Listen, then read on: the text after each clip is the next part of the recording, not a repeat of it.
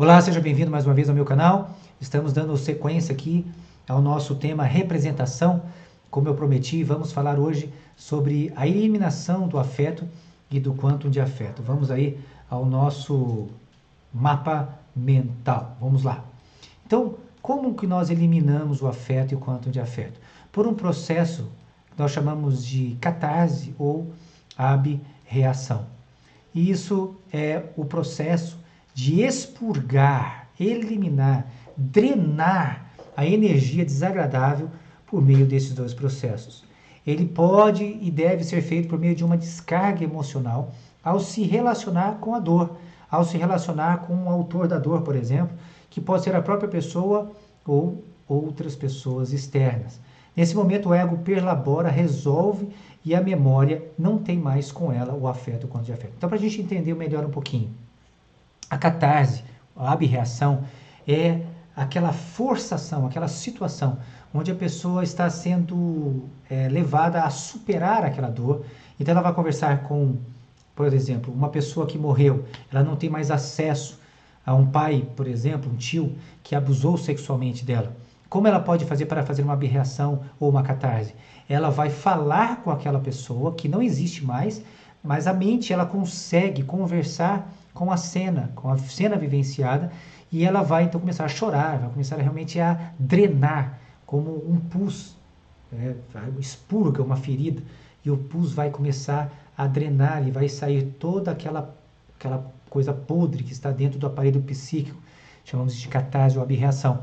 Também pode falar com a própria pessoa viva, ou consigo mesmo, se perdoar, compreender a si mesmo, dizer, olha, você não tinha condição de fazer ou de me entregar aquilo que você prometeu para mim, você prometeu muitas coisas, mas você está exigindo demais de você, e ela começa a conversar com ela mesma, e ela começa a chorar, a realmente demonstrar, colocar para fora todo o sentimento, não é um fingimento. E agora entrando aí no caso vamos entender o que é representação, ou representante da pulsão e o representante psíquico. Então, o que é representação? É a soma de alguns elementos. Primeiro, é uma cena, um traço mnésico. Ele está qualificado por uma tendência, somado a uma pulsão e, porventura, a um objeto externo que pode estar dentro deste processo. Então, vamos conceituar pelo exemplo. Vamos lá. Vejamos um exemplo de desejo por algum objeto, como, por exemplo, um carro. O objeto carro gera no ego um desequilíbrio de homeostase emocional. Então, a pessoa sente o desejo de comprar um carro. Esse desequilíbrio vai gerar imediatamente lá no id um acionamento, vai para apertar o botão do id. O id vai ser acionado, vai ter uma pulsão de desejo, que pode ser eros ou thanatos, e essa pulsão gerada pelo id vai se qualificar com uma tendência primitiva. Por exemplo, neste caso, eu estou dando exemplo de uma compra de um carro, e eu estou dando exemplo de uma pessoa que não tem limites nas suas compras. Então ele vai fazer o quê? Ele vai entrar com uma tendência primitiva consumista, de gastar tudo que tem. E também uma tendência primitiva imediatista, um egoísmo, um egocentrismo, um desequilíbrio emocional de querer tudo para agora. E se liga também a uma representação de uma vivência desagradável do passado com quanto de afeto. Ou seja, no passado essa pessoa teve já experiências de se endividar, de colocar a sua vida em risco, sua própria família, impactar através desse tipo de comportamento. Então esse composto vai se relacionar com um objeto externo que desencadeou o processo comprando o carro sem poder comprar, gerando posteriormente angústias pelas censuras internas e externas. Então vamos lá mais uma vez. Um ser humano, ele vê lá fora um carro. Ele não tem dinheiro, ele não pode comprar, mas ele quer muito, ele é imediatista, eu quero agora. Não, mas vamos daqui 5 anos, daqui 2 anos. Não, eu quero agora este carro.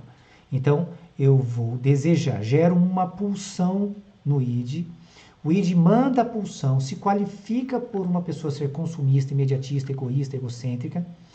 Essa pulsão identificada, qualificada, vai se somar, como eu estou colocando aqui, a uma representação de algo que é desagradável, essa vivência, juntamente com essa qualificação, vai fazer ela tomar uma atitude, ou pedir dinheiro emprestado, ou colocar no nome de alguém, ou fazer com que isso aconteça de uma forma ou de outra, porque ela quer que isso seja manifestado. Vamos ver essa afirmação. O representante da pulsão não tem quantum de afeto. Ou seja, é um instinto primitivo do id que foi qualificado pela tendência para gerar essa homeostase. Então, esse representante ele está se qualificando. Por exemplo, um desejo homossexual. Então, nós estamos falando aí de uma tendência homossexual que está qualificando aí esse representante e representação. Estamos falando, por exemplo, de uma tendência poligâmica que faz uma pessoa trair o seu cônjuge. Ela se qualifica e então o id vê uma mulher, essa visão manifesta no id uma pulsão, se qualifica por uma tendência poligâmica, entra juntamente com uma representação de algo desagradável, essa soma vai entrar junto ao ego e vai fazer com que essa pessoa traia o seu cônjuge. Vamos ver aqui então o que é o representante psíquico. É muito importante a gente entender. O representante psíquico, ele é o autor dessa ação. Então, quando a gente fala que a pessoa tem o desejo de trair a mulher, ele trai a mulher, quem traiu nesse sentido psíquico é o representante psíquico. Ele teve a atitude, ele tem o comportamento gerado pelo id. Significa que o representante psíquico vai atuar diretamente no ego para que ele atenda o desejo. Como diz meu professor, o que o id deseja, o ego come com farinha. Então, ele é o representante. Freud chama de representante psíquico ou retorno do recalcado. Então, vamos ver outro exemplo aqui relacionado à comida. Uma pessoa já obesa visualiza um pudim, que é o objeto externo que está trazendo o desequilíbrio da homeostase. Ela tem uma tendência primitiva para a obesidade, que se qualifica e não se contém diante do desejo do alimento. Essa tendência qualifica a pulsão do id e impulsiona o ego a comer o pudim imediatamente. Ela depois vai vir a censura do superego, ela vai se arrepender, vai se sentir culpada, vai se sentir frustrada. Mas aqui esse processo, desde da pulsão até comer o pudim, nós chamamos de representante psíquico, o autor, e representante e representação, ou representação representante psíquico, e o representante e representação, nós chamamos este processo. Vamos analisar aqui o que nós podemos entender. Depois, o superego, como eu disse, vai trazer a culpa, porque a censura foi desprezada pelo ego.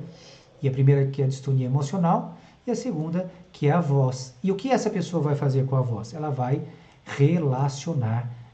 racionalizar, e ela vai intelectualizar. Ela vai racionalizar antes de fazer, olha, eu mereço, e depois que ela tiver feito, eu não consegui, ou eu tenho problemas e eu não posso, não consigo fazer isso. Então ela vai racionalizar. E para a gente terminar aqui, este vídeo de hoje, eu quero terminar sobre as 6 fases aí deste processo. Então, a primeira fase é o desequilíbrio orgânico ou psíquico que foi gerado pelo objeto. Então, dentro desse processo que o representante psíquico vai enviar uma pulsão e vai comer o doce, a primeira coisa que existiu para que isso viesse a acontecer é um desequilíbrio orgânico, um desequilíbrio da homeostase psíquica gerado por objeto. Nesse caso, o pudim, o carro, uma mulher, uma outra pessoa, para uma relação sexual, enfim. Essa é a fase. O objeto gera um desequilíbrio. A segunda fase acontece, então, a partir deste momento, uma distonia emocional. A pessoa, ela tem aí um espasmo emocional que vai ser o desequilíbrio, que vai identificar o desequilíbrio. Na fase 3, o id vai emitir para o ego a pulsão. Então, nós estamos falando da fase 3. O representante psíquico saiu em formato de uma pulsão em direção ao ego. Na fase número 4, essa pulsão, antes de chegar no ego, ele vai ter no caminho algumas coisas que vão ser trabalhadas nessa pulsão. Então, ele vai ter uma qualificação por uma tendência primitiva. Então, no caso aí do doce, uma tendência da obesidade, no caso da traição, uma tendência da poligamia, na homossexualidade e assim por diante. Na fase 5, o que vai acontecer? Na fase 5, a representação recebe um quantum de afeto, quando passa pelo superego e se transforma em representante psíquico. E esse representante psíquico, então, está conceituado, está elaborado. Na fase 6, finalmente, o ego age em obediência à pulsão para gerar a homeostase. Então, nós temos a conclusão, a definição, e nós temos a obediência do ego para o que o id mandou para ele.